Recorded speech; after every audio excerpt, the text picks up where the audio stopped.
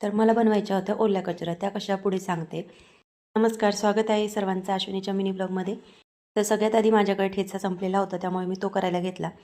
तर कढईमध्ये मिरच्या भाजून घेतल्या आणि त्यानंतर त्याच्यामध्ये लसूण, आलं, जिरे, मीठ हे सगळं घालून एकत्रित करून बारीक करून घेतलं. त्यानंतर वाटाण्याचे आणि हरभऱ्याचे दाणे मी काढून ठेवलेले होते, ते भाजायला घेतले.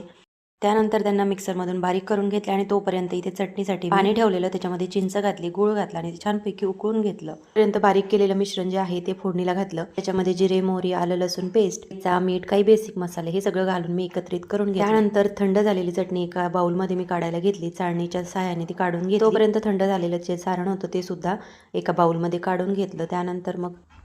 त्यानंतर कचोऱ्यासाठी मैदा भिजवायला घेतला. तर त्याच्यामध्ये थोडं मोहन घालून घेतलं आणि मीठ, ओवा घालून ते छानपैकी मळून घेतलं. त्यानंतर थोडं गरम पाणी घातलं आणि परत एकदा छान त्याला मळून घेतलं. गोळा काचेच्या बाउलमध्ये झाकून ठेवून दिली. नंतर थोडी भांडी पडलेली होती ती मी घासून घेतली. नंतर भांडी जी आहे ती बाहेर उन्हामध्ये ठेवली आणि गॅस ओटा जो आहे तो स्वच्छ करून घेतला, कारण गॅस ओट्यावरती बरंच कचरा झालेलं होतं. आणि त्यानंतर मग बेसिन सुद्धा स्वच्छ घासून, धुवून, पुसून स्वच्छ केलं. त्यानंतर बेसिनवरचे जे ब्रश आहे ते सुद्धा छानपैकी घासून घेतले.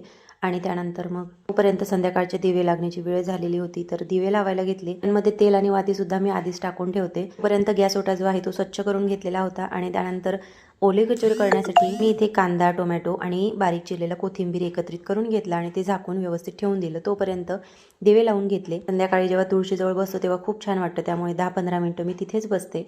त्यानंतर मग दिवे वगैरे लावून घेतले. सगळ्या घरात धूप दीप लावून घेतला आणि मग संध्याकाळी स्वामींचा नामजप चालू केला. थोडा वेळ स्वामींचा नामजप करते आणि त्यानंतर मग संध्याकाळचा स्वयंपाक वगैरे करून घेत असते.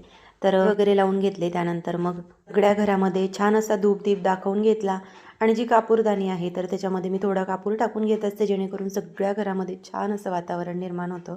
तोपर्यंत मुलांना खूप भुका लागलेल्या होत्या. मग त्यासाठी मी कचोऱ्या करायला घेतल्या. तर कचोऱ्या मी आधी वरती अंगठ्याने प्रेस करून करायचे, पण आता छान अशा लाटून घेते, जेणेकरून मग त्या सगळ्या छानपैकी फुलून येतात. सगळ्या कचोऱ्या एकदाच लाटून घेतल्या, कारण एकदाच त्या बनवायच्या होत्या, म्हणून मग सगळ्या 4-5 लाटून घेतल्या आणि तळून सुद्धा घेतल्या. इथे मी लोखंडाची कढई घेतली नव्हती, कारण ही जी स्टीलची कढई आहे ही छान अशी पसरट आहे, त्यामुळे मग त्याच्यामध्ये तळल्यासुद्धा छान जातात. आपल्या कचोऱ्या तयार होत्या. त्यानंतर त्या एका प्लेटमध्ये काढून घेतल्या. त्याच्यामध्ये कांदा, टोमॅटो, बारीक चिरलेला कोथिंबीर, चटणी, दही आणि घरातील काही बेसिक मसाले आणि वरून त्याच्यावरती बारीक शेव आणि चवीपुरतं मीठ घातलं. त्या ओल्या कचोरीमध्ये विशेष म्हणजे दही वड्यामधले जे वडे आहेत ते सुद्धा घातले जातात, त्यामुळे ही कचोरी ओली कचोरी असं म्हटलं जाते. तर ही माझ्या माहेरी मी नेहमी खात असते, त्यामुळे कचोरी जर मला खावीशी वाटली तर ती मी नेहमी बनवते. वाटली तुम्हाला ही रेसिपी आणि आजचा मिनी ब्लॉग हे कमेंट करून मला नक्की सांगा.